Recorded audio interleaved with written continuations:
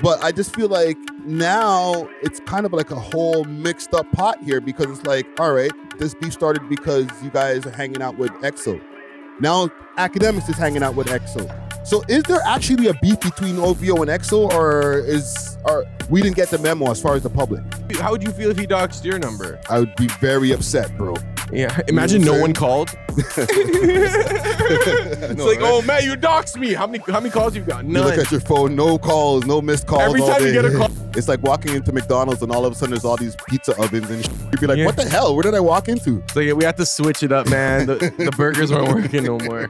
Yeah. Can't sustain these. I can't see one thing happening outside of like a full-blown apocalypse that would stop it. A full-blown apocalypse. That's the only way that these guys 100%. Can stop like dissing each other. Every franchise has like the face for the Toronto Underground. Is that face Sav right now? Yeah, the balaclava, I guess. Unexplainable is the beauty for her. Yeah, bro said a bunch of nothing. Let me see this next one. We love hip hop. We're good. Was it recording before?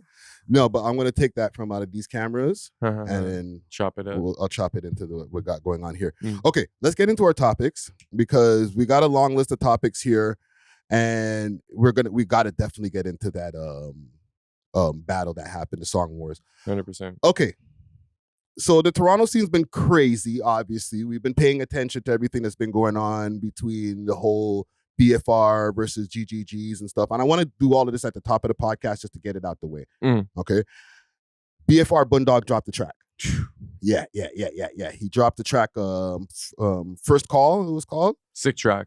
Let's play a little bit of it here. I'm not a rat, but I'm telling you because I like it. You know what I mean?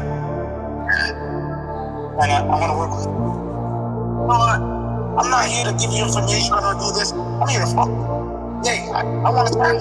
I'm not a rat. Net bang for niggas. I ain't got time to politic with you. 100 racks up to his name. I got 100 rounds. Why don't we love hip hop?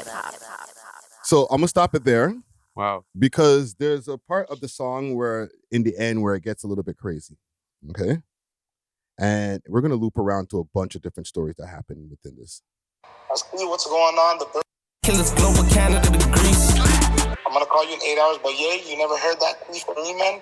And I'll always keep you involved in what's going on. We love hip hop. I'll see what's going on. The Birkin bags, the Tory Lane songs in the background. It's powerless, you know what I mean? That's not how the city looks. We're gangsters. And it's like, these little guys that are trying to play this little petty game can't be put it on for the city. Let's talk in the morning, though. Oh, yeah. You never heard that from me, though. I'll talk to you in the morning. Call you in the morning. Man, love that. So, okay, BUNDOG dropped the tune. All right. Obviously, we haven't heard anything from Five. There's been some things that have happened in this neighborhood. RIP to that gentleman and the people who were hit in the shooting that happened over there in Jungle, right? So I'm not thinking like, and he wasn't thinking about music before. So I don't think that he's thinking about music now. You know what I'm saying? However, I do appreciate that if these guys are going to be beefing back and forth for so long, that at least now we can get to some music, because this is what we know them for, is being rappers. You know what I'm saying? What are your thoughts on the track, man, first, before we get into anything else about it? I thought it was a well-executed track by BUNDOG. I thought his delivery was good, his cadence, the bars were there. Now there's also like a storyline, and that always makes music feel like it hits a little hard because everyone is kind of tuned in. Yes. The visualizer he used, I don't know what he's trying to suggest. Like he's talking to Kanye and telling him Drake's secrets, like ratting Drake, or is he saying that Kanye is working with the feds? And I don't know, probably not. That wouldn't make sense. But here, well, my interpretation of that, right, is like, okay, you're talking with Kanye about the boy. Is basically he's not it's not saying what he's saying to Kanye about the boy, but like, if you're supposed to be so loyal to the boy, why are you talking to Kanye? But it could be AI. AI is very sophisticated. It also could be AI. I think I don't know. How did they get this voice recording? Was Ye like trying to backdoor top 5 in that sense? Like, was Ye setting up top 5 to set up Drake to be like, yo, I got your shooter revealing your secrets to me type? this could have been, and this is just speculation city, okay? This could have been when they were still cool, and it was like, yo, check out this message that me and Ye talking, and Mans could have like obtained the message. You know what I'm saying?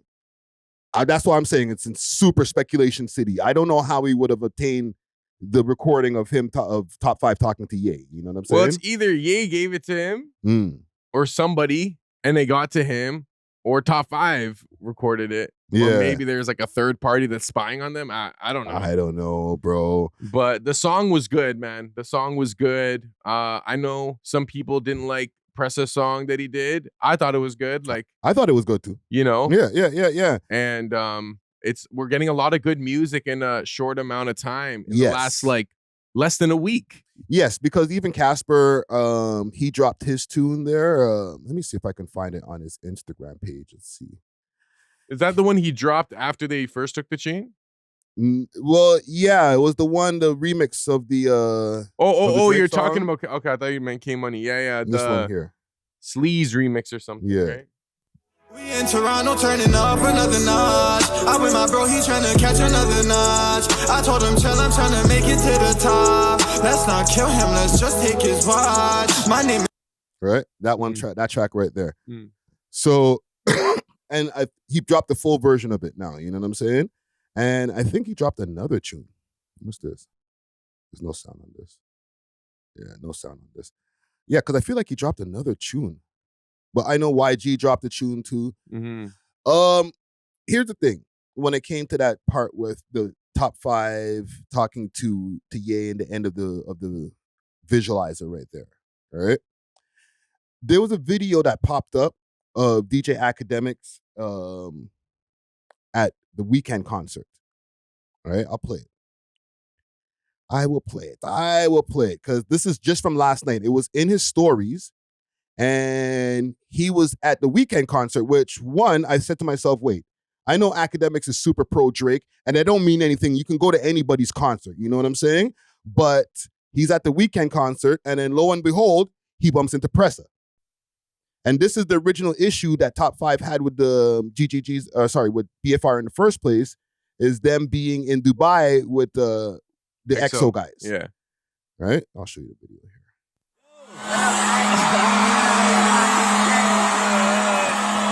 Yo! Pop Sniper! Press Machine! Yo!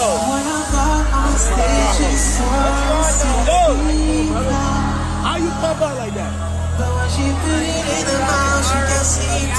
That's where the RM's at.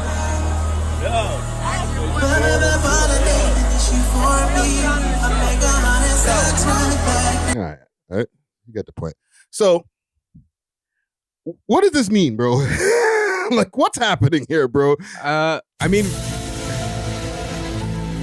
okay, maybe like it seems to me, right? Like from the outside looking in, yeah. Like Akademiks went to the Weeknd concert, maybe like a one-off. Like this is like a novel thing for him. Right. It seems like Pressa and the Weeknd are probably like more locked in than just like random friends. If he's going to like a random Weeknd concert, you know what I'm saying? Like, who knows? Maybe he goes to a lot of the concerts. Maybe they have a friendship or whatever. Right. So, and like you said, that was kind of what we expect to be the origin of the beef between the GGs and BFR. Right.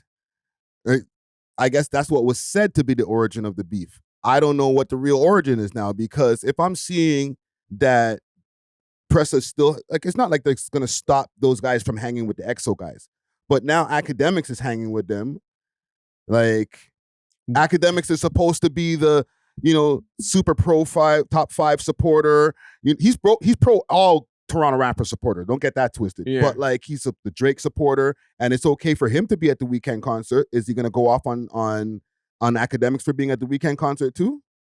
Are we seeing the public kind of, I don't want to say turn their back on Top 5, but at first it was like endless praise and notoriety and like this untouchable kind of aura. Whereas now I guess maybe some people are fed up with it. Some people are still Top 5 fans. When he went to Wonderland, these kids were foaming. You know what I'm saying? Yeah. So I think he has built a fan base, but in terms of like maybe like what the urban media conglomerate like infrastructure or whatever. Mm-hmm. Maybe, I don't know, man. He still brings in numbers though. So I don't know. Maybe just a few of his ops turning on him. I don't know. But even Act, like he wouldn't say that he's turning on Top 5 by No, doing he that. wouldn't. And they aren't. What happened to this deal that these guys all had with the $25 million deal? Yeah, with Act. Like, was that just a lie? Like, I think it was a lot for the gram, but it comes.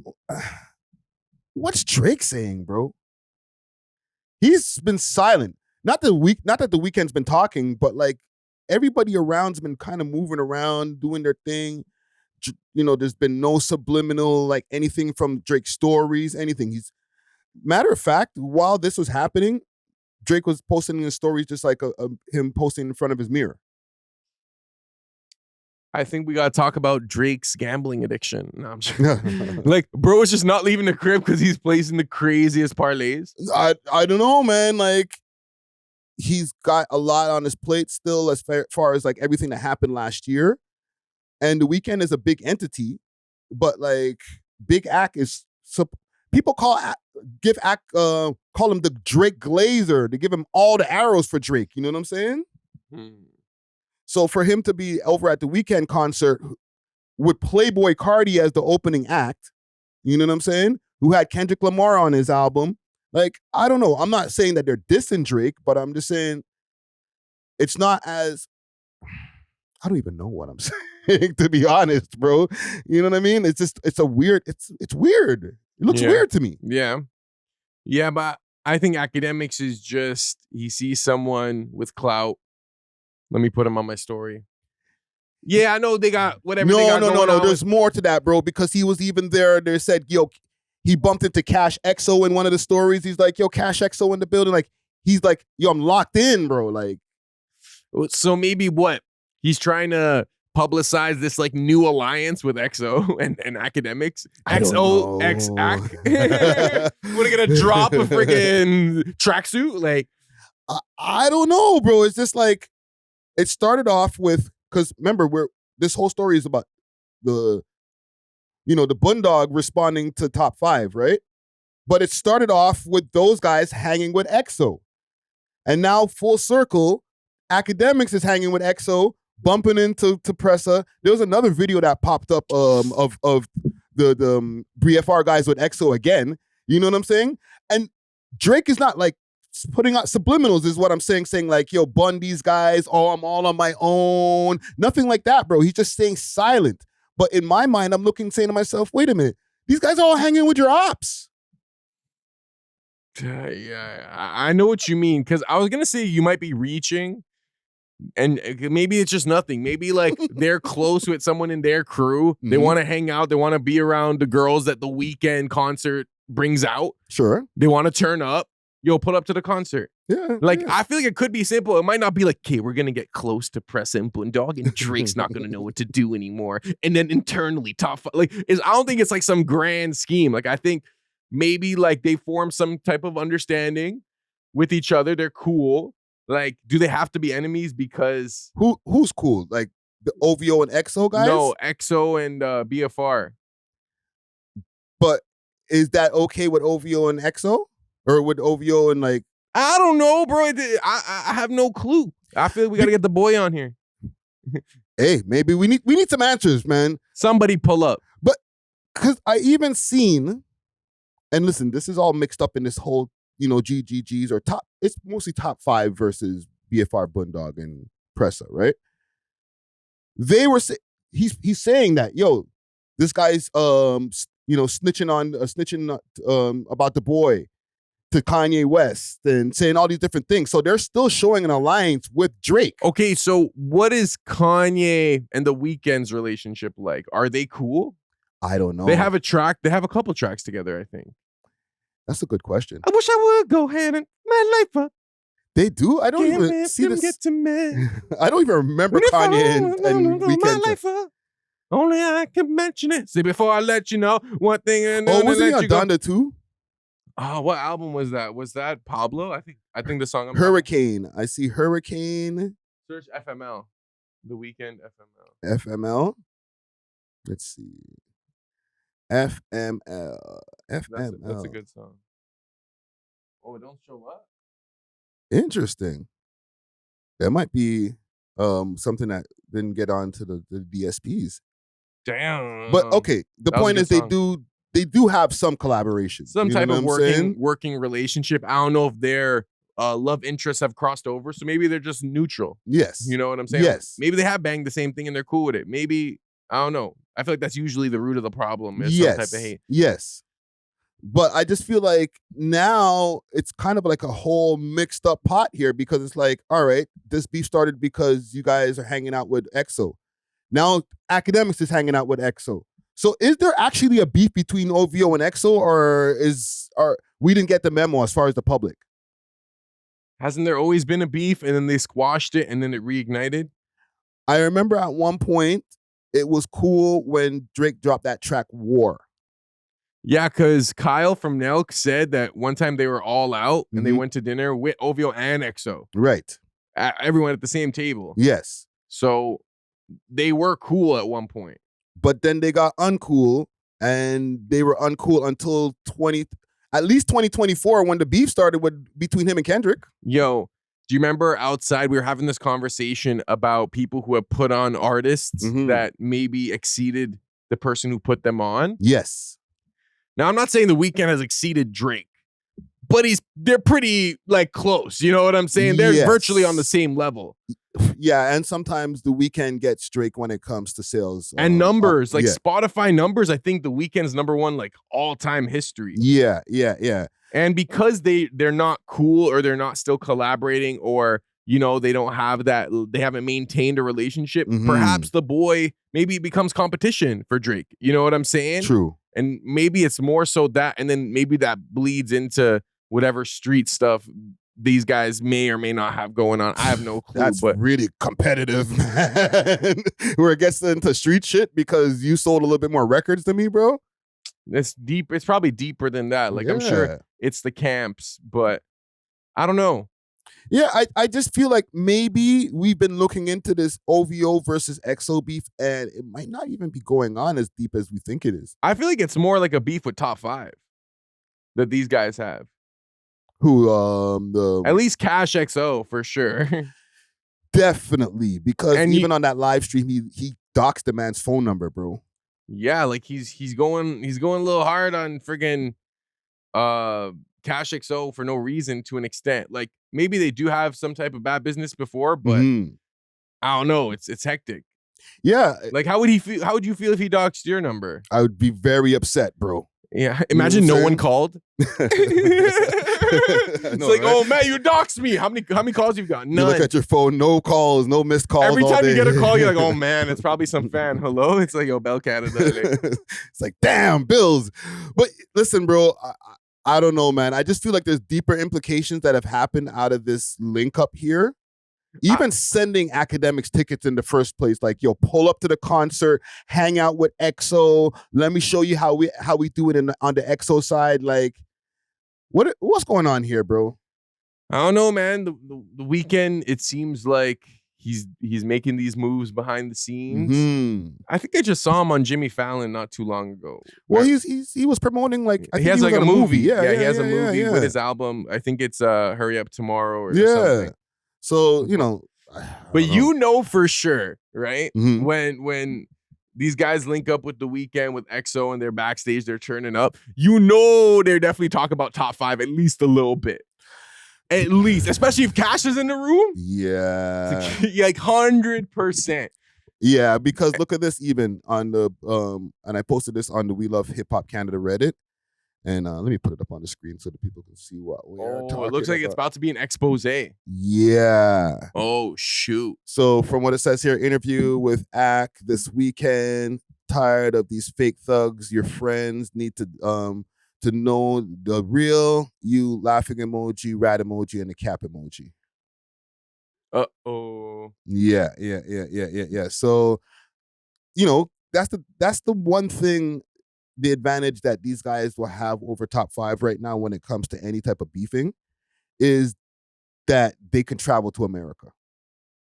So if they want to do something like an interview with Akademiks or pull up on No Jumper or whatever, where like they can get way more eyes, they can just do that.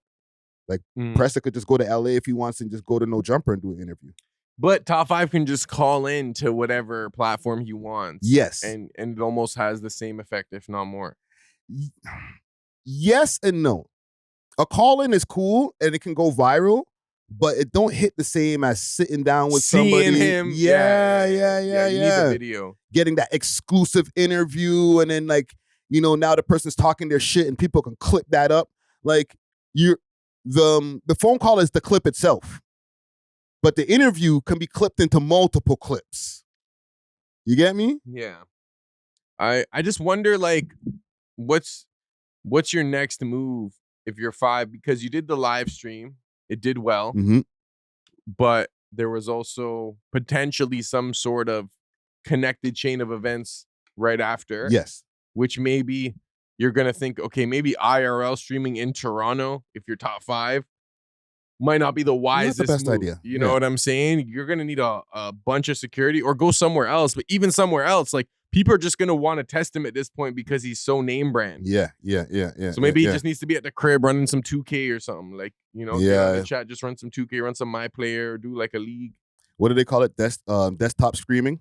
Yeah. You know what I'm saying? But IRL hits. It hits more because it's so, like, it's just raw. Like, it's just, you're really seeing people's live reactions. They barely know they're on live stream. Yeah.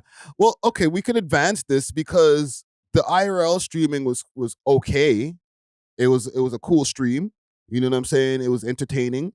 But the entertainment part of it, for the most part, came from, oh, we snatched the chain and wear this chain. Yes. You know what I'm saying? 100%. To be honest, I was more entertained by him like going on the roller coaster and playing basketball and stuff like that. But as far as like for the audience, what they want to see and stuff like that, like the fuckery, yes, he was running around putting the chain on different people's necks and stuff like that. So what next now? Discover Canna Cans, where quality meets innovation. With over 24 premium strains, each carefully sealed in our signature cans for maximum freshness. We're redefining the cannabis experience. Trusted Canada-wide for consistency and reliability. We deliver the product you deserve. Elevate your expectations and explore the difference with Canna Cans. You can find Canna Cans on Instagram at CannaCans_Canada, or you can find them on the Diamond Club page, DiamondClub_Ontario. Make sure to use the code WeLoveHipHop on the way out and get yourself a little discount. Salute to the sponsors. Cheers. It's not a sustainable strategy. It's like you gotta keep taking chains and like doing, what is it, greasy neck tours? The greasy neck tours, bro. So like, how do you go and do another IRL stream and get another 7,000 viewers? Because that's what they got last time, and that's great for a first stream. You know was it on Kick or Twitch? It was on Kick. Okay, so yeah, that means a little more. Yeah. So now how do you do it now again where you get another 5,000 people, 4,000 people? Like, you could, I think you could let him, he just put a mic and camera in front of him and he's just gonna say something. Like, I don't really feel like he needs an activity per se. Like, he himself is entertaining. Yeah. The chat will be like, yo, some. Like, we've seen Top 5 on just him and his camera. True. Commanding thousands of people and just reading comments. He could just do that on Kick and get paid. We've seen him do that, but the problem is we've seen him do that with a lot of, oh, we're dissing this person, dissing that person. Like, can we get the same entertainment minus dissing people? But what do you want to hear from Top 5? Like, you want a food review or something? Like, no, like, seriously, no, a lot of people would. They'd be like, yo, I want to see this guy's reaction to this. And his reaction will include him as his authentic self that people tune in for anyways. Well, then he would have to like take the chance of actually doing that because it's not been tested yet. All we have seen, like, really take it in. Like, and this is with all due respect to 5, if he does see this, right? He probably will. But like, he came home. It was the Aiden Ross stream. It went viral because of what? Kendrick Lamar, we're looking for you. We're watching the video for Not Like Us to see it. And it started a whole thing with Hit a J3 and all that. Okay. Then again, the Leah May interview, it went viral because, oh, Kendrick, da. So there was always kind of some kind of like beef and confusion and enemy. You know what I'm saying? And then Whack 100 became the main enemy when he was like, I got this shit on the USB. And then they went viral again on Akademiks stream from going back and forth, and I got kind of caught up in that too because of friction. You know what I'm saying? So there hasn't been like a test to see, can we do some content minus friction and still retain the audience? Even Ye right after. Like the Ye shit, like, come on, bro. So maybe his brand is beef. Pause. Yeah. You know what I'm saying? Like, he's just beefing with mans. But you can't always beef with mans, bro. Like, it gets exhausting. Then you have to start creating beefs so that you can keep going viral. That's not sustainable to me.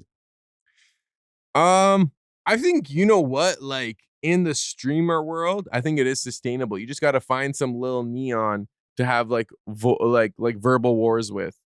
So he has to start beefing with the streamers. He could easily. I mean, he's already beefing with like actual gangsters. Yeah, I feel like beefing with the streamers would be like bullying them then. You know what I'm saying? Well, I don't know. He's even bullying some of these gangsters to an extent, or he's trying to. He's trying to violate. Yeah. But I don't know. I think like, could Top 5 by himself entertain the audience without any sort of beef? Comment gang strong. Let us know, because I can't answer that question. Because even his music, let's think about his music. I like his music, but you're gonna remove like conflict from his music or his brand, then like, what are we left with? Yeah. And I still think he can be entertaining, but he would have to rebrand. But that's what we've, as an audience, that's what we come to expect. When you go to McDonald's, you expect a McDouble or Big Mac, and it's always gonna be the way that, you know what I'm saying? Maybe they'll alter it a little bit, but it maintains the essence. So it's like he has maintained that essence his whole career. It's like walking into McDonald's and all of a sudden there's all these pizza ovens and shit. You'd be like, what the hell? Where did I walk into? So yeah, we had to switch it up, man. The burgers weren't working no more. Yeah. He can't sustain these. Yeah. I kind of feel bad, and I don't feel bad in a way where it's like, oh, poor Top 5, but like I feel like, you know, like for him, an artist like him, you kind of paint yourself into a corner.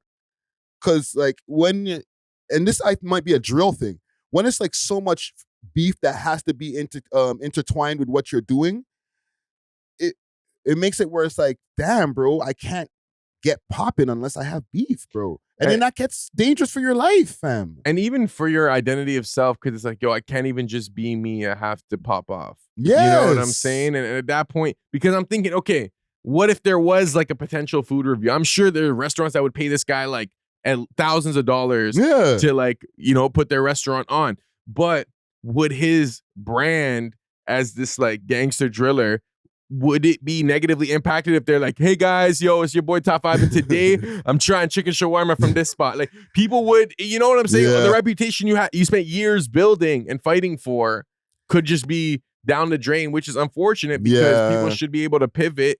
But I understand that in that world, like, you know, reputation is essentially everything. And people will call you a grifter.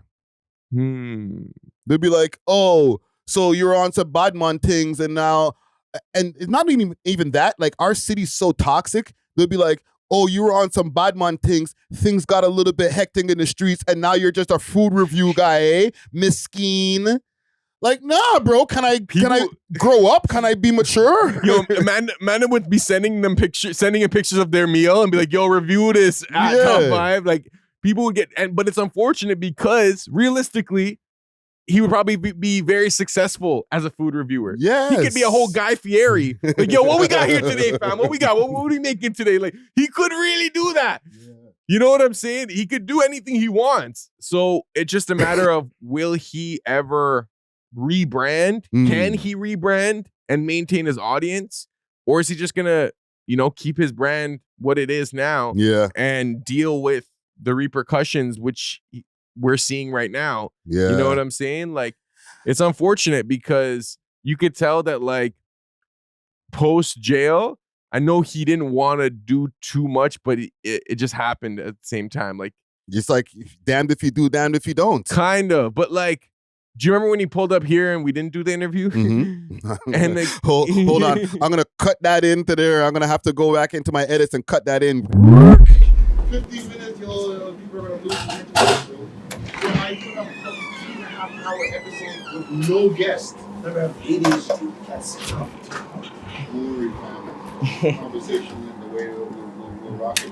Won't even fucking see.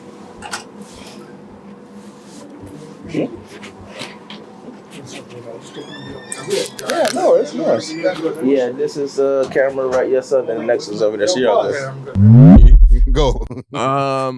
I could tell, like, based on his demeanor and even the way he was speaking about music and like, oh man, like I have to, people want this type of music. Yes. Maybe I don't want to make that type of music right now. Streaming, sports betting, diversifying, because he doesn't want to have to maintain that type of like musical image even, you know? That let alone real music, life. And even the image that he's not running away from, he's like still super in, but the music itself at least was brought up in court, bro.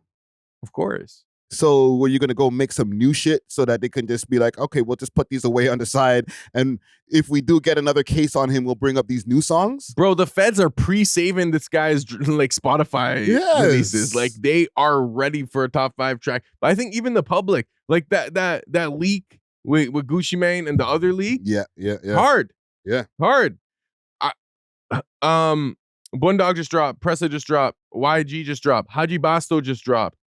Everyone is dropping right now. Yeah. Casper just dropped, whatever. So it's like, this is top 5. I feel like he's just one song away from just like winning everyone over again, even though he's already probably at the top of the totem pole in many regards. I feel like a good song will make you forget almost about anything.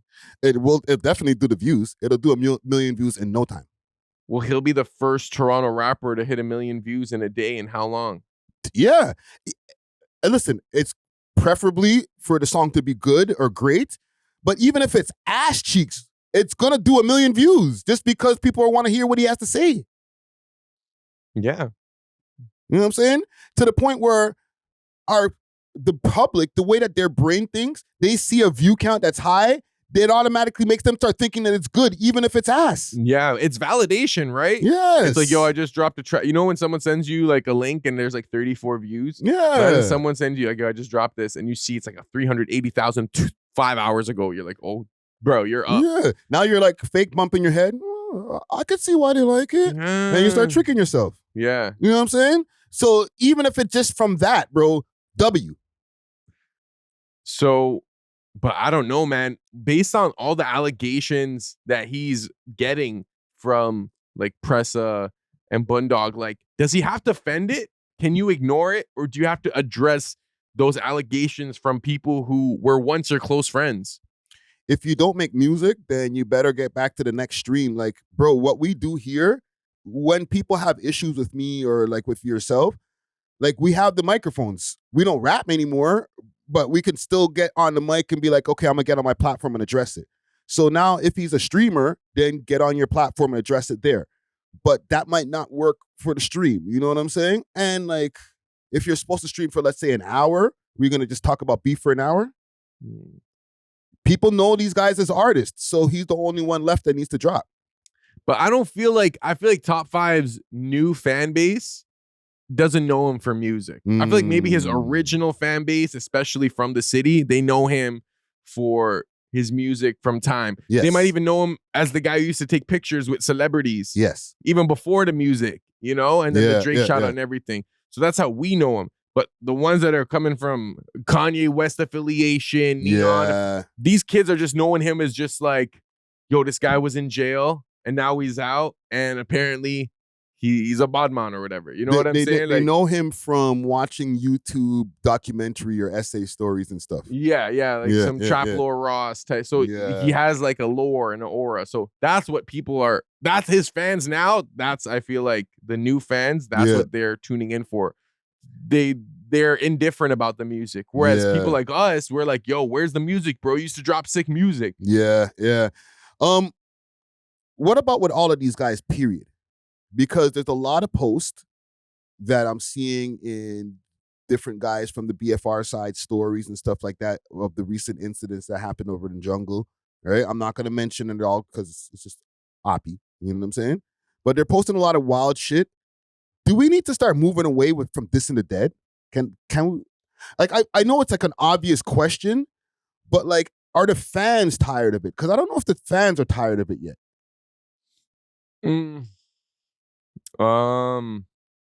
This is okay. I feel like when people are dancing to the celebration of the dead, that's like, I don't want to say borderline witchcraft, but just you hear how that sounds. We are rapping along to like celebrating the death of someone. Maybe we're dissing them, and it's just dark energy. Yo, witchcraft that just took me for a second, bro. I never even thought about it that way. Because it's frequency, you know what I'm saying? So it's almost like a spell, and it's like we're giving that energy. And I don't know if there's any significance to that. That could just be some spiritual mumbo jumbo, you know? But that is how I feel with it, you know? Yeah. In terms of the audience, I mean, getting hats and stuff, isn't that like to an extent a positive thing in gangster culture? In gangster culture, but that's the gangsters themselves. The audience, I think we're gotten to the point where when those posts get a lot of attention, it's not just the artists to take accountability and maybe stop posting kind of like just wild shit like that, but the audience needs to stop loving that type of shit. Like if you see somebody's, and this is on any side, not just with this incident, with any of these rappers over the years who've been dissing the dead, when you see that, if you turn your head and you're like, I'm not giving that a like, or I'm not giving it as much attention, you know what I'm saying? It doesn't get as much views for a YouTube video or a Instagram reel, then these guys ain't gonna post it, bro. Yeah, but I just think that like I guess like hood politics, let's say, or hood beefs, like that phenomena taps into like our propensity for violence. Humans we're very tribal. We are like a warring species. Yes. You know what I'm saying? I don't know if it's like how it used to be back in the day, but like I think we like conflict. When you're walking down the street and you see someone fighting another person, you're gonna stop and watch. Yeah. When you hear about war, we are tuned in. That's why sports is like war. Yeah. It's just in like a more civilized fashion. We're not actually killing people, but you know, you're dunking on someone and the crowd's going crazy because their country or their team is winning, you know? Look at the UFC, bro. UFC is the purest form of that. That is literal gladiator like fighting. Yeah, it's entertaining. And it's huge. Look how big the UFC grew over the years. People want to see conflict and violence, bro. Exactly. And what's more conflict based than like real life hood politics where people that we know like from their music are involved. Yeah. It's like, oh shoot, they got this guy. Oh, but when they got this guy, they retaliated and got this guy's friend. Oh, but then after that, what happens? They seen them here. And it's just like, it's this cycle. And I guess there's probably years of these like run-ins or instances, right? Yeah. So at this point, it's ingrained for some people. And the audience, unfortunately, they like that stuff. Yeah. Like, and I think both demographics of the audience are to blame. Like, I feel like the suburban white kids who are like into it, they need to like stop glorifying that. Living vicariously through it. Yeah, because it's almost like how do I don't want to say entertainment, but like you're making like a show out of like a real life thing. Yeah. You know what I'm saying? Like it's like as if it's for your entertainment. Like, oh man, look, watch, he's gonna kill him. Watch, because look what he said about, and when he did that, he did that. So it's like it's almost like you're sitting back like in your $1 million house. Yeah. You know, you're right, because when Five was at Wonderland, somebody's youths were like, yo, he's gonna get is Casper, you're gonna get back and da-da-da-da. And I'm like, yo, what are you talking about? Like, you're just like a little youth that doesn't have nothing to do with shit, bro. It's like, yo, fam, if you seen Casper in real life, you'd probably ask for a picture. Yes. But because like you're trying to be like with the shits or whatever, you're gonna say that. So, and if they see Casper in real life, they're gonna diss Top 5 to Casper. But they see Top 5 in real life, so they diss Top 5 to this Casper to Top 5. It's like, bro, the fans are. They just want to see the effery, bro. They don't care. They don't care about none of you guys. And I think, you know how we have that like super core like Toronto underground audience? Yeah. I feel like a big percentage of them are probably in the streets. Maybe not like a majority, not even, but like of that like tiny demographic, because they're super tuned into the street politics almost like it's part of their job. Yeah. Or like they're trying to see what's going on and who's affected by who because, oh, we're cool with these guys. Yeah. Oh, but they diss these guys. So are we again. So it's almost like they're tuning into it for like information. Yeah. And then these other kids are tuning into it for entertainment. So I guess the answer is that it's never going to stop. It's never going to stop. I can't see one thing happening outside of like a full-blown apocalypse that would stop this. A full-blown apocalypse. That's the only way that these guys 100%. Can stop like dissing each other on like it's one thing about conflict. Conflict is never going to stop. But I'm talking about like overtly dissing each other when people like lose people's, you know, when lives are lost, bro. Like that's just gruesome to me, bro. Like just even like go there mentally and do that. You know what I'm saying? Yeah, but I think the point is that like it's almost like you earn the right to diss the dead if you're the one who did it. Yeah. It's kind of crazy to say that though, because I don't think we should diss the dead at all. And I think we don't know what, and it's not even, yo, you're dissing one of my dads. It's like, yo, that's also like someone's son. That's also someone's, and you're publicizing it. That you might be breaking the heart of like one of his little baby sisters who thinks about her brother every day. And you're like, yo, we're smoking on him. It's like, fam, that girl, like, she loved that brother. You know what I'm saying? And like now she's going to grow to resent any and everything from that neighborhood. Yes. And that's what basically perpetuates the cycle. Yeah. Maybe not for girls, but definitely maybe with dudes, perhaps. It definitely happens with dudes. And that's why, like I said, again, it will perpetuate the cycle. People get reminded on seeing shit online. When these guys are like dissing, whenever it happens. I'm not even talking about this situation, just whenever it happens. People get reminded, and then it starts their villain arc and shit. You know what I'm saying? It might be a mesquite that turns into like a bad man because of that. Because they're like, yo, you kept on doing the dance online every time I seen you guys. And like now, like you got me so enraged inside that like now I want to do something. Yeah, but I don't know. I just feel like either an apocalypse or we got to get colonized by another country and they got to put a stop to it. Because, bro, like it's just like, because, you know, I don't like to get too into this conspiracy bag, but it almost seems like the culture is like promoted to have people either in jail or kill each other. Yeah.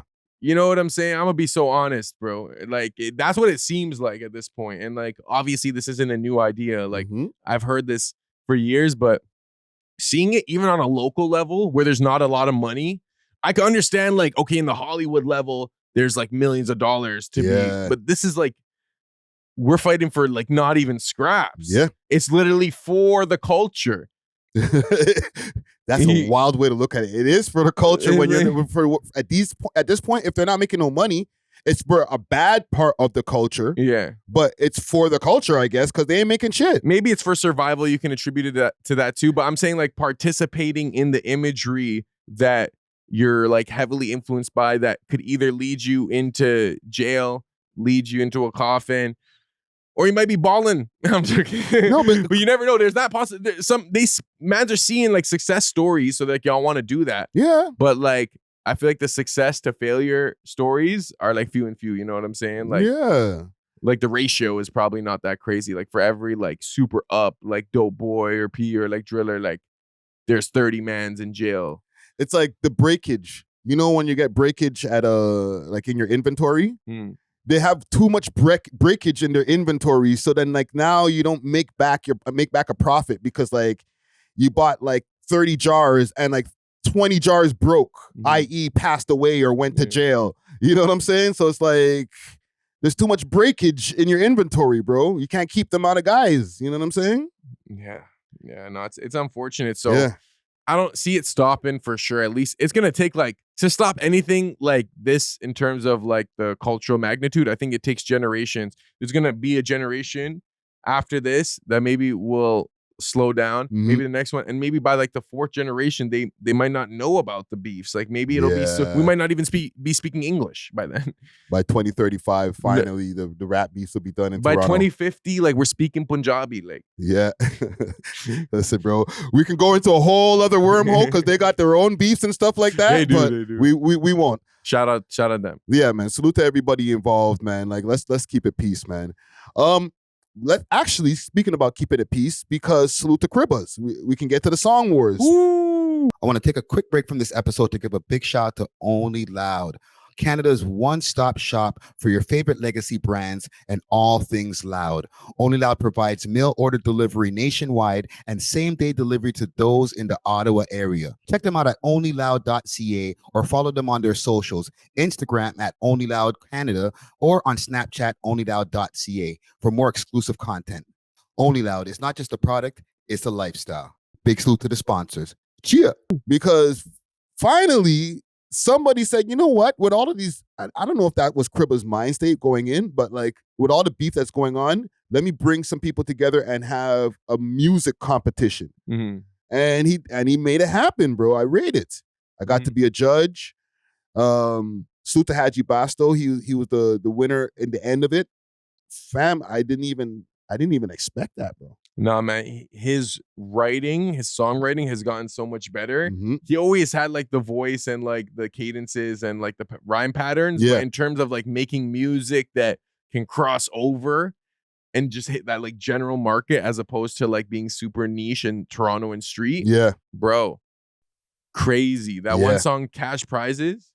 I'm gonna pull up the because Cribba's put it on his YouTube channel as well. All right. Yeah, fam. Yo, you gotta turn on your camera, little brat. What you mean French and Drench had problems? That's why they couldn't make it again. Come on. Yo, I got I potted the perfect spot. Yeah, that happened too, man. 3M French and Lil Drench didn't compete because I don't know what happened, bro. Like Lil Drench is from the East End, right? I'm not sure. I know he rolls with Team East. I don't know exactly where he's from. Well, if he rolls with Team East, then I think he's the East End man. I think that's kind of like mandatory. I mean, East. But 3M French is technically from the East. That's what I'm saying. That's why I'm like, that's why I'm asking, because if he's an East End man, maybe there's like some East End beef that's going on and we don't know about it. That's still like in the background and maybe we won't find out about it. But they were planned to go up against each other, and because of whatever's happening, that didn't happen. It kind of got glossed over, and we can keep it moving too, but like that happened, bro. I was like, Well, I don't know anything about CLE hood politics or their beef, so I'm not going to speak on that. But I will say that if you have a real problem with someone, even something as like quote unquote fun as a song wars, you don't even want to be in their presence. Like it almost like disgusts you. I feel like you'd have to be to that level to turn down this like opportunity. Yeah. You know what I'm saying? But same way as well, I feel like 3M French is already established. He doesn't need this opportunity. Drench is still like on the come up. He's uprising. You know what I'm saying? So it's like this would have been a good look for him. Yeah. You know what I'm saying? I feel like Lil OT took advantage of the opportunity the most. Yes. Because from what I knew about him going into it and what I knew about him after, he took super advantage. Yes. And he put himself out there and he has a fan base and his music was like, all right. No, he made it to the finals, so he had some bangers. He had a tough bracket though. Yes. He had a tough bracket and a lot of people were accusing him of sounding like Doobie. I don't know could you see the comments? I wasn't looking at the comments, man. Even when I'm doing any type of panel or anything, I try to not look at the comments too much, man. It throws me off. But he had a variety of sounds. Actually, no, that's more Haji Basto had a variety of sounds. But salute to Lil OT. I think he feels like I was hating on him because I didn't vote for him in multiple rounds. But the people kept on voting for him. So it's not about what I think. It's about what the people think, bro. Yeah, I saw that. But I don't know how old or how young he is or, you know, like his maturity level. But he was saying you were biased. But like if you selected him, then you're biased towards him. Like it's just like you said your honest take as a judge. Yes. So obviously one person's going to be selected. But I will say that him and Haji were like the MVPs of the Song Wars. Yes. I was shocked. Okay, I'm going to say something right now, bro. Lil OT should not have defeated Sav in that round. Sav's track, and you voted for Sav, I think. You were like the only one that voted for Sav that round. Do you know which one I'm talking about? I'll play it around right now because salute to Cribba's one thing that he did do with he put the timestamps. Oh, man, clutch. Subscribe to Cribba's Live too, man. Shout out to him. Facts. We have to. We got to. This was another storyline. Nah, you're right. That's true. Yeah, that's true. We'll do that. Fuck. Yeah, yo, Sav, go ahead. Did he send me the track? I'm playing the track right now. Shoot and drive? Salute to them to clipping it too, man. Or no? Oh, Savage. Okay. Yeah, I just received it. He never put in no work in his life. He's calling himself Savage. Like, is that Barrett? Man, don't got no. Who's that? Was that Barrett? Who's this guy? Right here? Oh, that's Barrett. Oh, man. Ain't got no hats right here. Yo, stick to this. Was I in the room? I might have left the room at that point. This is unreleased. Sav 4X Savage. Let's go.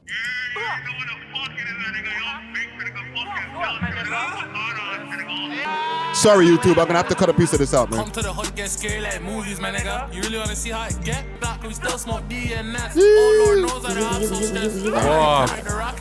Who's that thing you were talking about, that DNS stuff?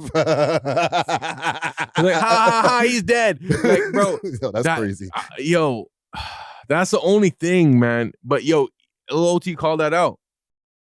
What do you mean saying that it was, he said, what? They were saying that there was rap cap. Even one of the judges was like, yo, gotta stop the rap capping. Man, it sucks though, because like, oh man, I feel like, do you feel like by bumping the track, like you're picking a side? Like it's weird. Cause like, yo, I've never met Sav and them, but I like their music.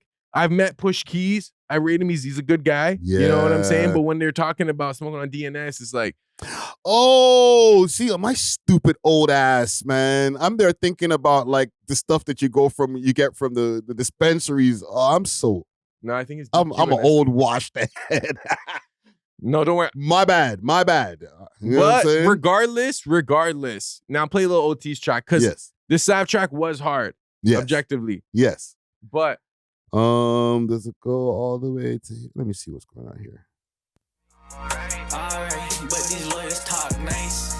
I took that case to trial, I had to roll the dice. My nigga turned to a snitch. I was my voice. We love hip hop. Okay, he did well.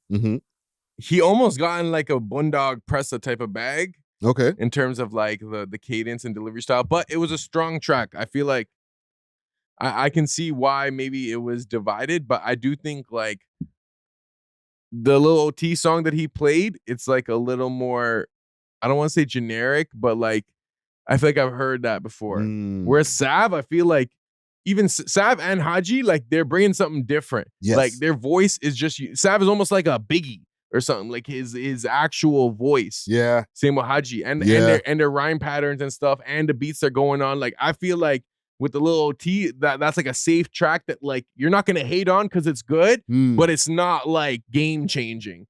Whereas like I'm not saying the Sav track is game changing either, but it stands out a little more to me at least. It's more unique. Yeah, I thought that was a tough round once we got near the end with the Barrett versus Haji. Yo, and salute to Lil Barrett on making his comeback into the game, bro.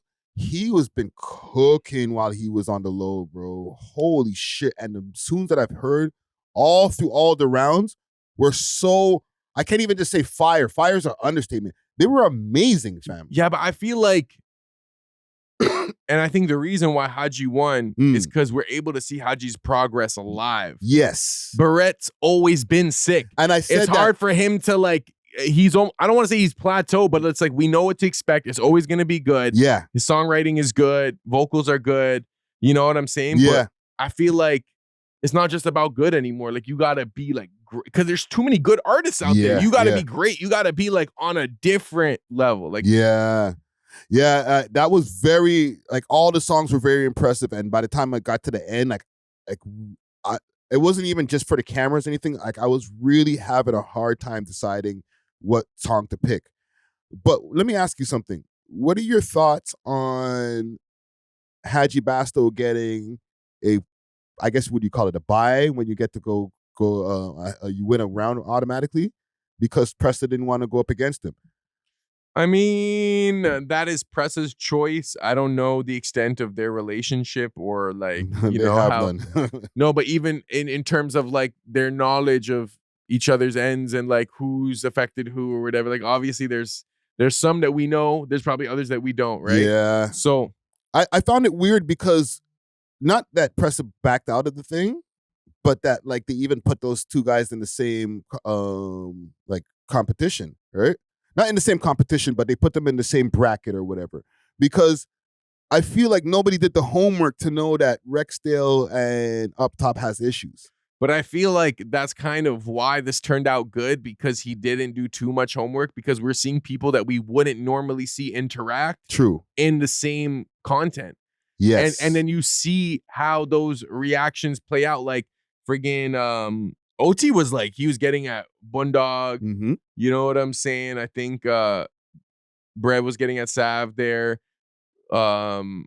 Haji was getting at Pressa when he didn't want to, you know, and you know, big up to Haji for like showing out to that, because he could have been like, no, I'm not playing a song for Pressa, but it's like, nah, like he's participating in this content. Like if we're gonna grow, we're gonna have to be at least civil enough to be in a chat room together. Like it's not gonna be always like there's just some rah-rah type, you know, like no, they're serious about their music, because they're like, yo, when they're playing it and like they want their song to win, I know whatever different little polys and issues might have in like be a little bit in their mind, but like they really want their song to win. So I can see that they have like a real passion for their music being the best.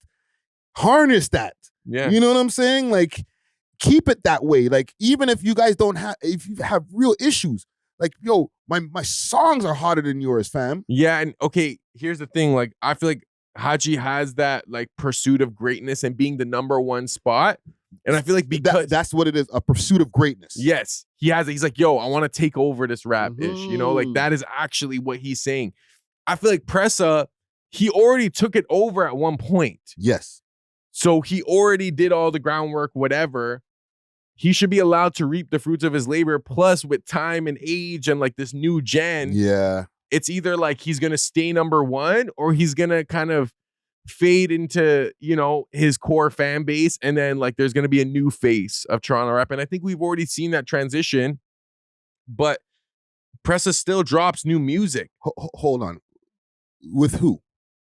In terms of being the face of Toronto rap? Yes. Who's the face of Toronto rap? Are we talking globally? I was thinking more like who? Yes. Even like from the outside, when people are like, yo, like for the underground, I'm talking about. Yes. Right? Who are people saying, yo, I like this new guy? Sav. Everyone else I would mention is already known for years. Yeah. No, like it's not like a hot take or something. Yeah. Like it's just that like it's starting to ring more and more true. Like people are liking his shit. Like even the judges, like when they were hearing the song, they were like, yo, I like that shit. And there's other people who are like, they already heard of him. You know what I'm saying? So whatever he's doing is fucking working, bro. Yeah, like you know how in sports every franchise has like the face for the Toronto Underground. Is that face Sav right now? Yeah, the balaclava, I guess. Well, no, he shows his face. It's a silhouette. But yeah. No, that's real shit. And I think right now with Haji doing this, Haji is also, but here's the thing, people don't know about Haji as much, but he could be on that same level. Yes, I think this definitely is a proving ground that him, Sav is like, has been running it for like, I would even say for like the last 2 years, he's been running this shit. But Haji Basto is proving right now, I've been working on a lot of shit so that I can be talked about in the same way. Because the music that I heard, I'm like, this is a different Haji, bro. You know what I'm saying? Like, I didn't know you had these types of songs in you. You know what I'm saying? So like for you to be thinking about making those songs is because you're taking your career seriously. I really rate that when it comes from these underground guys, because like you would think that everybody calls them crash outs or whatever. But when they're so competitive about their music, it shows me like you guys are living for something. Yeah. I think a lot of rappers do it on some nonchalant, like, yeah, all right. But it's like you're more in the streets, and like you might go to the stew here and there. You might do a music video here and there. You know, you're posting your stuff, but you're not hungry to be the best. You just want to look cool. Yeah. Exactly. You just think being a rapper is going to the stew, you know, like drinking some lean and balling up and drinking, you know, like and having girls around you. Like in terms of like, nah, like the mentality of I'm gonna be number one is what you have to have. If you're like, yo, I'm just trying to be in it and I'm just trying to make a little change here and there, it's like, all right, well, that's maybe all you're gonna get. Yeah. If you're lucky. Yeah. No, I really rate that passion that these guys have had, and I'll say pause because I feel like they're gonna want me to say pause. Like, what do you mean passion, fam? Like, I don't know how many times I got called out on the pause in this stream, like even behind the scenes. Oh, that's what I want to say. Before we started, everybody had to meet backstage. So it's not like as soon as everybody got backstage, it was like, yo, pussy, yo, when I see you, da da da da da. And then Cribbles is like, yo, all right, chill, I'm going live. Like, you know, either people just said nothing or like they were cordial enough, bro. So if we can do that, even though I know it's virtually, it's a step, bro. What's like the funniest thing you heard backstage? I don't even remember, man. But I just felt it was very awkward just knowing that like there's certain guys back there that are like they usually beef online. You know what I'm saying? Or like there's things that have happened, but I'm like, okay, nobody's like jumping in on some goof or anything right away. Like I said, they're either just shutting up or just cracking jokes. It was weird, bro. I'm like, okay, Cribbos. Like to the point where I was texting Cribbos like, all right, start this, bro. Because like I didn't want to make small talk, but I'm like, yo, fam, you're putting a lot of guys back here and backstage that like have issues with each other, but they're all willing to stay. My point is they're all willing to stay and, you know, deal with it until like we get this shit started because I want to get my music shit out, man.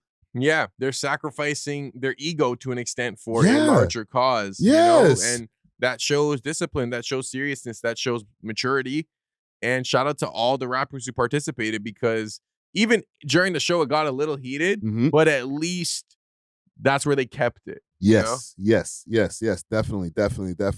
Now, salute to Cribbos once again, man. Salute to Haji Basto for winning the competition, man. Great competition. We need more things like that, man. And I'm sure we'll have more because people are already like, yo, run it back. Cribbos is already asking who do y'all want for the next one. So people we're into it. You know what I'm saying? No, I think it's good. It's actually good to hear what music we not released but unreleased music we got that will come out of the city. And yeah. I think the city's in a good place musically right now. That made me gave me some hope that I think we are getting to a better place than what I was been saying on the podcast.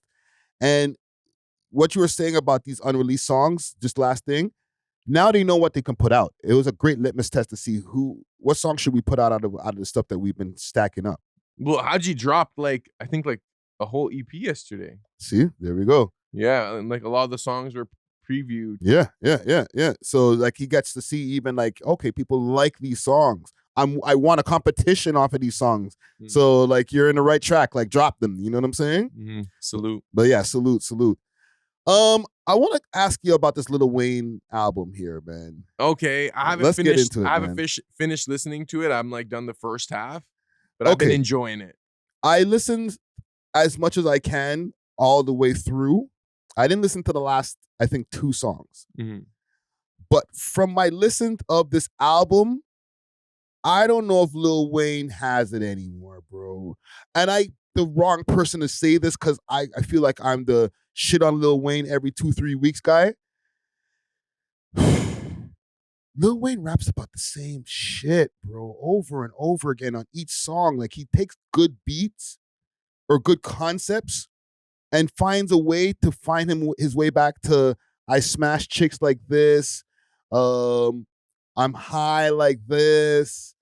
What else, man? Like there's certain go-to defaults that he has that he just talks about, and like it just seems like he's just repeating that in different flows. I know what you mean.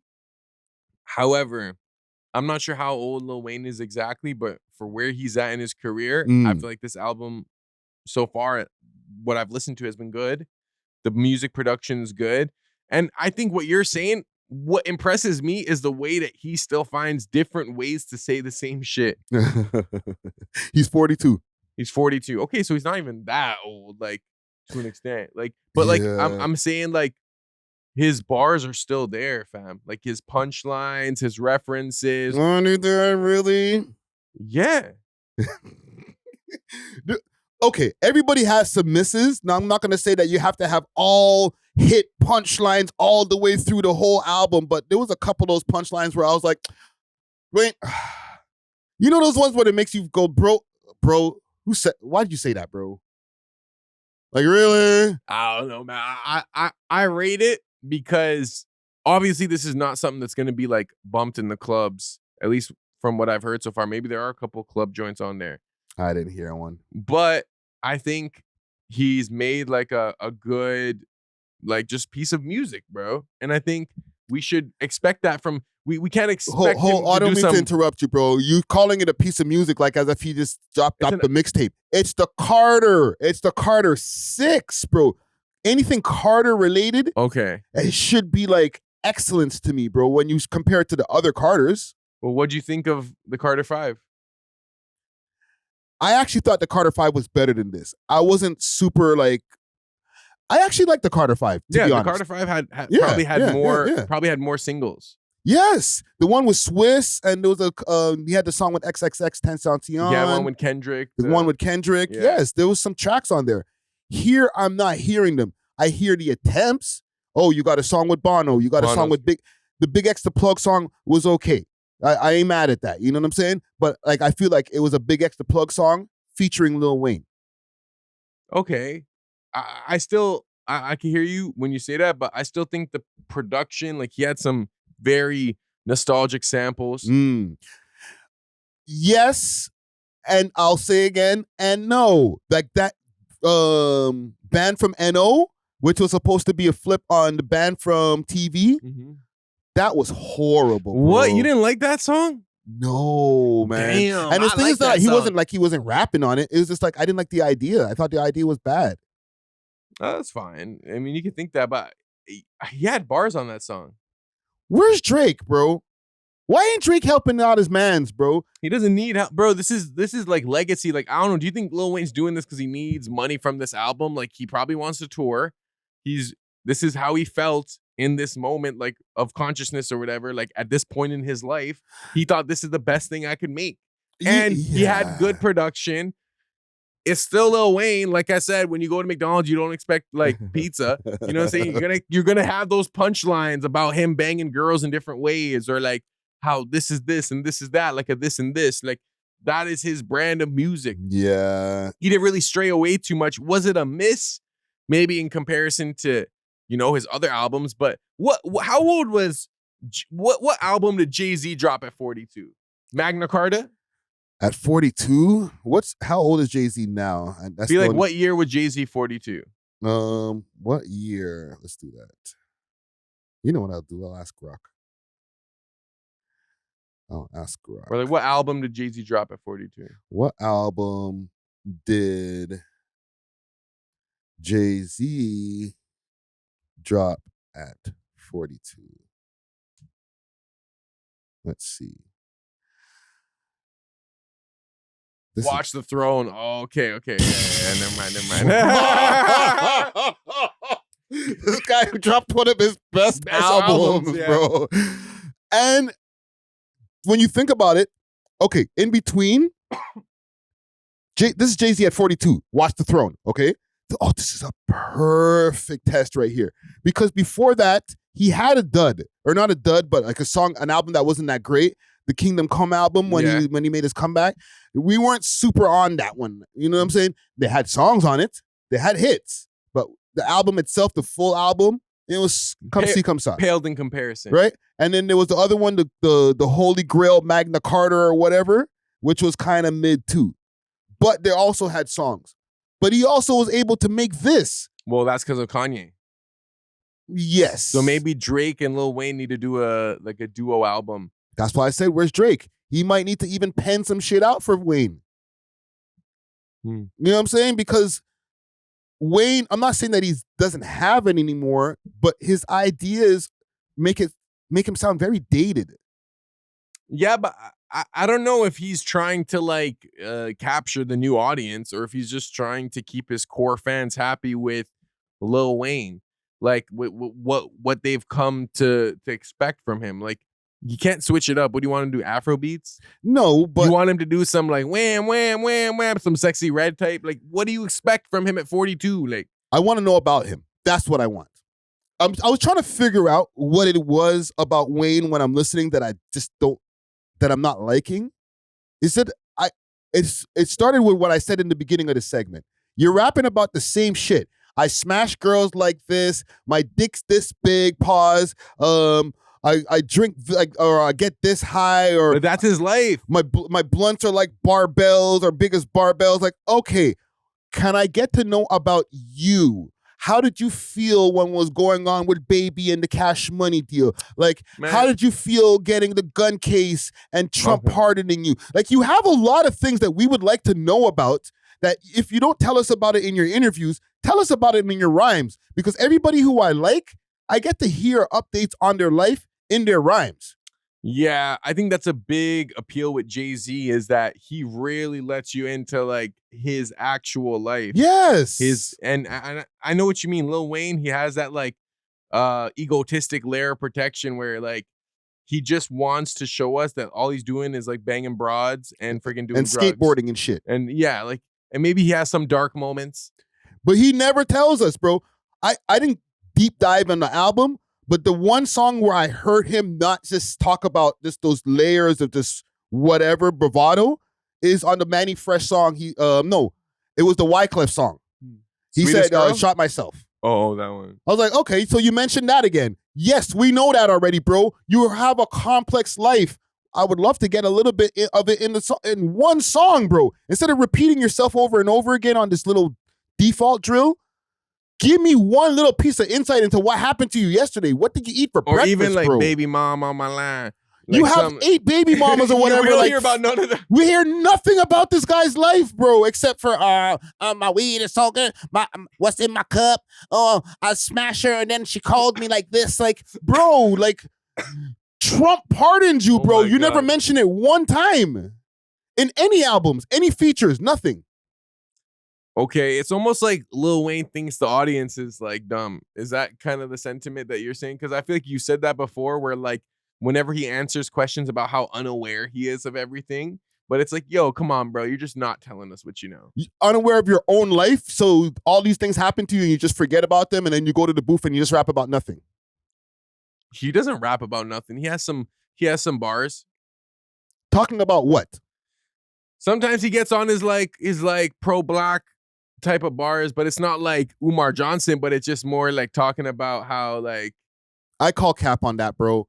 He'll say some pro-black bars like in a way like a lyric, like I gotta keep my fist up like a black pig, and then go on to like, and then she sucked my dick like a matchstick. And it's like, bro, like you didn't say anything profound, bro. You just used it as a cool bar and moved on. Who's trying to be in the club like, I'm not saying for the club songs, like even the songs, the B-side songs, he says nothing. So you get a full album of him just repeating himself from song 1 to 19 on different styles of beats. And I learned, that you shot yourself when you were a kid. I already knew that part, bro. I'm trying to think of other artists that are like Lil Wayne in this regard where we don't know too much about their life. Busta Rhymes. That guy says a whole bunch of nothing. Yes. He just wants you to jump up and down. Amazing at saying it, and I've said this before so people don't get mad all over again. He's amazing at saying it, but what is he saying? There's no substance.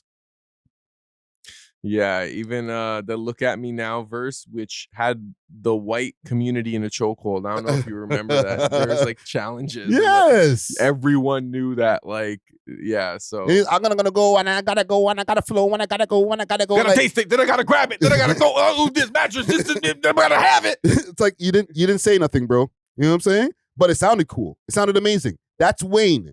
But why do you need to say something? It's music. Like, well, let's think of like friggin' ABBA or some of these greats. They're not saying too much. You can dance, you can jive, having the time of your life. Those are pop stars. Drake even has more to say than Lil Wayne. And people are always saying, Drake is such a surface level person. You know how much we've learned about Drake through his music? Mm-hmm. Like, we've learned a lot. Like, he's addressed things in his music when people are like, okay, so what are you going to talk about your son? Oh, I wasn't hiding the world from my child, and I was hiding my child from the world. Okay. Like, he at least he addresses it, fam. Okay, but that's on certain songs. So you're saying Wayne doesn't do that at all? Because there's so many Drake songs where it's like, if we're getting on this like narrative, like where he doesn't say anything, it's just bars. It's just to sound good. But I feel like that's most music now. Yes, but at least with those little surface level bars here and there, he's given us piece by piece for the amount of material that he's given us. We know a lot about him, fam. Like, go uptown New York City, Spanish girls, let me like I'm on to it. Hey, fam, he gets so personal that we know the names of some of the gal them to the point where like they're like, fam, stop doxing me, fam. Like yes, I dealt with you. Like now everybody knows that I'm the one you were talking about on the song. Like Wayne has never even given us an insight into what one of his baby mamas think about him, bro. Yo, search Lil Wayne lyrics about his baby mothers. I guarantee you there's at least a couple. You got to ChatGPT, go ChatGPT. Because fam, like I don't know. I don't think that Lil Wayne is the artist that we need like super introspection from. I think he's more like a poet. I guess. Blunts like, what do you say? Blunts like barbells? That's an actual bar. Line. Yeah. And I was like, that's a hot bar, but can I get some insight into your life, sir? We're on Grok right now for the people who can't see. I popped it up on the screen. Okay. Oh, we're getting a bunch. There we go. And mama, don't cry. Your son can handle his. I got her out the hood and put her in the hills. Yeah. When I was 14, I told my mom we would see better days. Okay. And sure enough, I got Miss Sita in a better place. Okay. All right. Okay, so then this is another one. Titty F your baby mama. She breastfeed your child while I do it. I'm stupid. This is a regular Lil Wayne line, that bro. That sounds more like it. Yes. Okay. My baby darling. The line says, my baby darling, you're in. More beautiful than the world. Word. Matter of fact, beautiful ain't even the word. Unexplainable is the beauty for her. Yeah, bro said a bunch of nothing. Let me see this next one. Yeah, that's mad. Yo, that was the most nothing. That was souffle, bro. That's like when you got a word count on your essay, and you gotta matter of fact, you're not beautiful, you more than that. Actually, I can't even say that because it's not even the word. I can't even find the word. Okay, look. Till I kill myself in 9-4, just because my mama said I couldn't be with you. I love you. Okay, that's a little dedication. Okay, type Lil Wayne verses about depression. Or lyrics about depression. Because, yo, I think we got to get to the bottom of this. Like, is Lil Wayne, like, even that sick? Okay. We don't have to do that deep dive, but I like that question. Because I was watching a Top 5 Troy interview video, and he was like, maybe, he asked the same question. He was saying back in the days when everybody was gassing, saying, oh my God, you didn't hear, he's the best rapper alive. Like, he was kind of like, no, he isn't. And maybe now in hindsight, we might have to revisit and be like, and I'm sorry, I feel like I'm the Wayne hater, but we might have to revisit how hot his shit really was. I'm a millionaire. I'm a young money millionaire, tougher than Nigerian hair. My criteria compared to your career, this isn't fair. I'm a venereal disease, like a menstrual bleed. Were those bars? I don't know. Now we got to think about it, right? I still like Lil Wayne. I think he's a good rapper and he makes good music. But now I'm just reading the words. Like, the flow that you just flowed there, I was like, yeah, he's in a pocket. You know what I'm saying? But what he said, was it really bars? You know what I'm saying? Tougher than Nigerian hair. Right? The got money and you know it, take it in the pocket and show it. That song there, that's the T-Pain parts. But like when he starts rapping, he's like, I don't even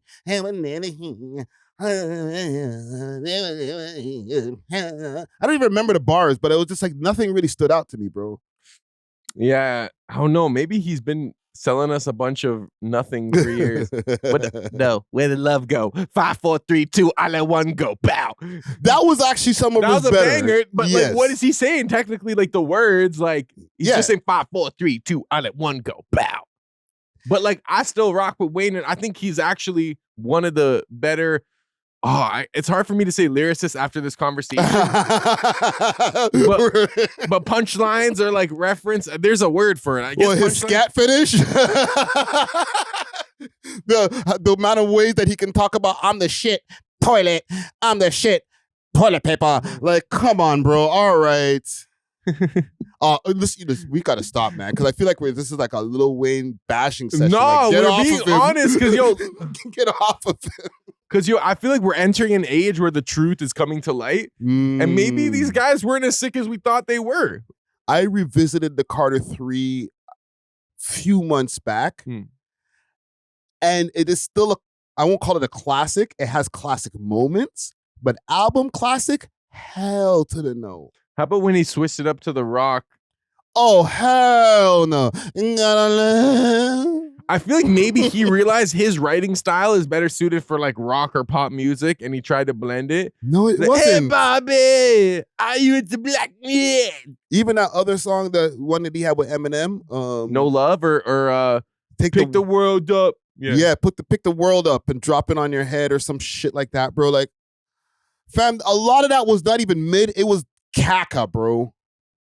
I need to read his lyrics on that shit, because you know what? I was a young Eminem fan, bumping that song every single day. Fam, I was an old head already, and I was already like, I thought it was fire at the time, and I was like, all right. I was playing it over and over again in my headphones, but now in hindsight, I'm like, I'm trying to think of a Wayne bar, because I remember like how Eminem's verse sounded, but I can't remember. Pick the world up and drop it on your fucking head. Knock it down now, rebirth, but hop up in the spaceship and leave Earth, but I'm gone. I'm gone. I'm gone. Oh. Damn, yo, this guy was selling us lies for like 20 years. We might have to, and listen, I'm not trying to unsell Comment his down records. below what you think. Let us know if y'all re-listen to your Lil Wayne's albums or whatever, and let us know if you feel the same way now as you felt back then. Yo, he had this remix to Mr. Jones. You know what? You can run all day long. That Mike Jones song. Mike Jones, but you'll never catch. So he remixed that song. And he had a bar, and I used to think it was so sick. Let me know what you think.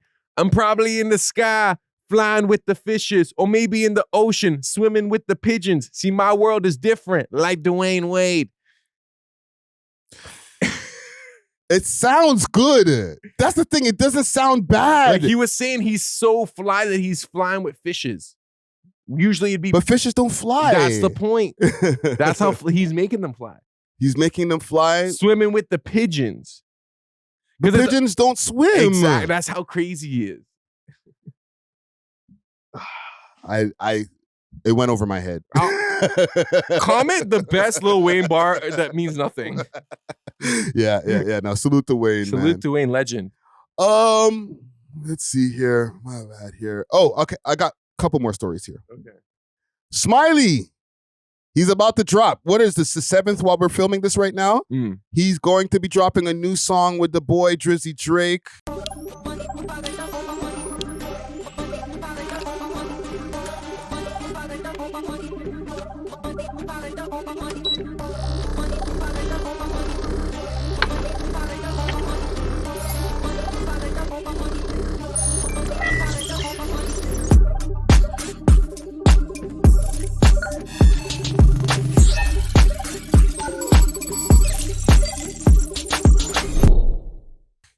Let's pull up this on the screen here.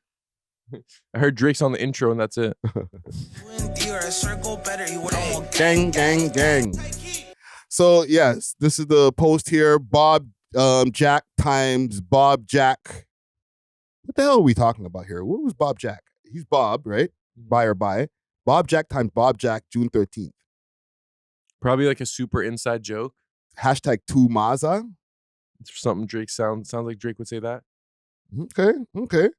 Are we ready for this? Another Drake and Smiley collabo? Yeah, why not? I mean, I'm ready for good music. So if it's good, then I'm down. If it's trash, then I'm not down, but I'm still have to listen to it. And hopefully, I know if it's gonna be good if by the late June proms, I get a request for it. Yeah. So if we can get it to that point, that's 30. When the song Over the Top dropped, you were obviously already DJing. I don't know if I was DJing full time the way I am now. What year that song came out in, like, what, 2018, 2019? Let's see here. No, I'm tripping. Was it that long ago? I gotta put Smiley Drake. I think it was 2020.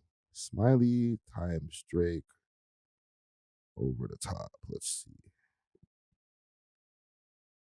2021. 2021, so 4 years ago. Yeah. I wasn't quite full time yet, but I had the track. So were you getting requests for when that song dropped? I would play it. Yeah. I think I would play it before I got the request because it was kind of like you had to play it. Yeah. You know what I'm saying? Yeah. And it's a good track. I think this is a good look, man. If this is going on his album as well, that's an amazing look. To be dropping a new album and have Drake on the album, like, no matter what's happened with Drake over the last year and stuff like that, the stimulus package is still works. If anything, I think it's more valuable now than ever. Yeah. I think that even his cachet has risen back to where, like, people kind of just are like, Drake, when are you going to drop some more music again? Because we want some more hits. Yeah, because Nokia, people are ready for another one. Yes. Like, Nokia is the track. Like, yeah. Girls love that track. Now, do you think that he'll get into the same issue as he got last time? Because people were like, Drake bodied him so bad on the song that he didn't even care about Smiley like that. I don't think it's important. Obviously, everyone's going to have their opinion on both artists' performance. Yeah. So I don't think that's too much of a concern. And if you're Smiley and you're getting out-rapped by Drake, like, how mad are you going to be? If you're Drake and you get super out-rapped by Smiley, now that's a different conversation. Now people are going to be like, damn, Smiley bodied Drake. Like, he has to body because, like, he can't get bodied by his artist. Like we were saying, like, when you have an artist and you put them on, you don't want them necessarily to exceed you unless you're involved. But who knows? Maybe Drake will hit like a singing kind of vibe and let Smiley do the rapping. I don't know. I want them to exceed me if I'm involved. If I'm me, I can't say the same for Drake. I don't know Drake if like that's his MO or whatever. But look, what we discussed outside. Look what Wayne did for him. Wayne put him on and he exceeded Wayne. And Wayne wasn't like, damn, bro, well, how does kid get bigger than me? But that's because Wayne was like a mentor. He didn't really see Drake as competition. He saw him as like they're part of the same unit. They were a part of a conglomerate, really, for most of it. And he obviously gave Drake invaluable like guidance that like we wouldn't be able to give him. You know what I'm saying? Because he's in the industry. So yeah, it seemed like they were a little more harmonious about it. Yeah. Well, listen, man, salute to Smiley. I'm looking forward to hearing the tune. I think that they did a good job of keeping it under wraps as well, because like I haven't heard shit about the song. You know what I'm saying? So salute to him, man. Yeah. I got one more story for us. Okay. Have you been keeping up with the whole Lord Jamar, DJ Vlad lore that happened over the last 5 years? Yeah, but you're saying he's back? Lord Jamar is back. What? He is back on the Vlad TV couch. Vlad. Let me see if I can find the clip because I was watching it last night. It didn't do as crazy as I think maybe Vlad was expecting. So it has 67,000 views for the first for clip number 1. What? That's in less than a day. That's crazy. That's great, right? But I think with Lord Jamar, I think that should be like 150,000. I don't know. Look at all the comments. There's so many comments. This is a big reunited moment. Yeah, and they talked about it. You know, about how the issues that he had with Minister Farrakhan and stuff like that. Do you think, and also Godfrey didn't go back. So he went back to Vlad, Lord Jamar, but he's also the one who encouraged everybody to leave in the first place. So he went back, but now he doesn't want Godfrey to go back? No. Godfrey said that he's not going back. Godfrey had a little piece of content where he was like, I see that you went over there, but you kind of were the one who told us that we need to leave. Yo, do you think he was just down bad and he needed the money? Who, Lord Jamar? Yeah. Yes, bro. Absolutely. He lost all credibility because, like, bro, he was standing on business and, like, he had his own thing going. So it's like he either regrets losing his friendship with Vlad. Did you watch this whole clip? I watched the clip. Right? Did he apologize? Who, Vlad? No, Jamar. Apologize for what? To Vlad? His role in the fallout. It was really just about Farrakhan? It was literally about Farrakhan. They explained that, right? About, I'll play a little bit here. In your life, nothing can be worse than becoming a saying like no Diddy. Like, whether you knew this or not. So, when the Farrakhan incident came into play, and you took a stance that I definitely felt was the wrong decision. And I felt like in the past, you know, I had been somewhat of an advisor to you in certain situations, and you took my advice and it came out successful, right? Yeah, I would agree. So you're like the big homie. Right. So the fact that you was like not listening to the big homie, you know what I mean? And was just like, fuck that, I'm, you know, digging in your heels type of shit. You know, at first I was just like, okay, you know what I mean? But then it's like, people's coming at me now. Basically, we love the sentiment is, see, we always told you about your man. Like, here he goes, doing that shit that we've been accusing him of the whole time. And I'm like, damn, Vlad, don't do that. Don't prove these motherfuckers right. We love hip hop. You know what I mean? Anyhow, man, this guy, something about him gets under my skin, bro. Because I feel like he's just capping, bro. He's saying what it needs to say to get him to where he needs to get at whatever point. You know what I'm saying? Yeah. The only issue I have with this is the hypocrisy, bro. How did you get everybody else to leave, and then they stood on 10 toes and said, all right, I'm not going back to Vlad, like Godfrey. But then of all people, he's the one who went back. Also, somebody said in the comments, or actually tweeted me when I tweeted about this thing. They said, yo, you took a lot of arrows for this guy from the 5% Nation and stuff for saying that he was moving like a fraud. This is literally the epitome of moving like a fraud, bro. Because he offended y'all, he offended the peoples. He offended Farrakhan, you know, and the next thing you know, I'll still go back over there. So what do the Nation guys got to say about this? I'm not sure what they have to say about it. And Lord Jamar is, I'd say a pretty strong hip hop cultural figure. He's contributed to the culture. He was a sick rapper. He was an okay rapper, but keep going. He had his moment. Yes. You know what I'm saying?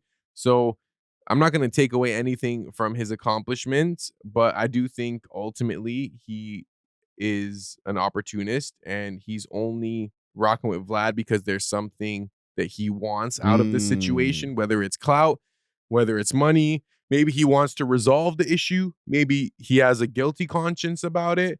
Maybe he wants Vlad as a friend for something else. You know what I'm saying? Like he wants some money, but like not just directly, but like an overall thing. Maybe as a business, he wants to, you know, I just seen an ad on a Vlad video. I just seen the sports betting ad. That's new. That's new, right? Never seen that before. Yeah. I don't know. Maybe it's a business opportunity. Well, Vlad pays his recurring guest. Yeah. Lord Jamar missed out on the whole payment thing when he started paying people like Boosie and people to come through on a regular Even Godfrey, right? Or Godfrey missed out on it too, right? But I think Godfrey was about to start getting paid. Lord Jamar went for like mad long before Vlad put a business model of paying his guest in there. So I guess he was like the pioneer maybe he's coming back to get his just due. Like, bro, I've heard that you've been giving out 10 racks to all these guys and I never got nothing. All right, let's be friends again, because let me get a 10 racks per interview. You made so much money off me and I didn't make any money, so let me just get something. Something? I ain't mad at it, but I'm also not the one who goes around trying to be Mr. Super self-righteous and you guys are wrong for talking like this. And, you know, he has his share of anti-Semitic types of things he said himself. So it's like, it's kind of weird for you to be talking all this shit, but then go and sit down with Vlad the Jewish man after and still go and collect the check. You know what I'm saying? Yeah, but I don't know. I'm trying to think, like, could I be friends with someone that, like, hates my kind? That's what I'm saying. But does that happen? I feel like maybe that does happen where it's like you're the exception. I think America, because like we're over here in Canada, we have our own share of racism and all that over here. But I think in America, because it's so prevalent, it just kind of comes with the territory that you know you're going to be working for somebody who just doesn't like you from the culture that you come from. But okay, could you be like homies with someone that like was anti-black? I couldn't be homies with them, but doesn't necessarily mean that I couldn't make some money from them or make money with them. Or be cordial. Yeah, cordial. Yeah. You know what I'm saying? But it seemed like they had a real friendship. Like they would go out to places. Like he was giving him advice probably for free because they were rocking with each other. So like, I don't know. It's interesting. Because I feel like I have some friends where it's like they probably feel a certain way about like quote unquote white people or like Arab or whatever. But like they're cool with me. And like I'm not cool with that, man. I could hear where they're coming from. Yes. Because you can't deny like what's happened in the past either, you know? Yes, but I'm not cool with the whole, like, I don't like those kind of people, but I like you, though. You're not like the rest of them. Yeah. But that happens, fam. That happens. That happens all the time. I just don't like that, man, because it's like, I'm not saying go love my people, but don't hate my people, but I'm okay. You know what I'm saying? Because like then essentially you still don't like my people. Yeah, it makes it weirder because it's like, okay, like, it's like, oh, like you don't like black people, but you have a one black friend that's like maybe like you like them. You know what I'm saying? So I don't know. Wouldn't that help you like remove your racism and be like, yeah, they're not that bad. I have a couple of friends that are like, I don't know. Yeah, you would think so, but then there's people who they still move that way. They're like, yeah, I don't like black people. Except for this one guy that, you know, he's cool. Or my daughter's husband is cool, but the rest of them niggas, they gotta go. And the only reason that you have to say that is because your daughter forced you. She wouldn't leave him. If it was up to now you, you have a grandkid. Yes, but if it was up to you, he'd be out of here. Interesting. I feel like if you are racist, you should just be open about it. I feel like the sneaky shit is weird. Yeah. You know what I'm saying? Like when it's like, yo, I actually feel like this, but to your face, I'm like that. Where it's like, I'm gonna be honest, I don't like these type of people. Yeah. But you're all right. It's like, what? Yeah. It's a slippery slope, man. But I think I don't have an issue with Lord Jamar going back there. I didn't even have an issue with like Godfrey going back there.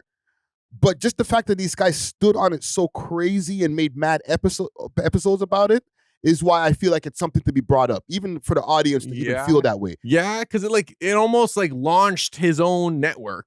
Yeah, you know what I mean? Godcast. Yeah, like it literally, I think he started while he was on Vlad, but like the beef around him versus Vlad versus Godfrey, like that is what kind of led people to watch his show in the first place. Yeah. No one really, it's weird. Like, I feel like people want to hear from Lord Jamar on Vlad TV as opposed to just Lord Jamar. Yeah. Which is weird because it's the same dude. He's saying the same things, but maybe it's the platform or like the banter or like the type of conversations they have. Yeah, and the production, bro. Like, you know, I was going to say no distant Lord Jamar, but whatever. I don't care.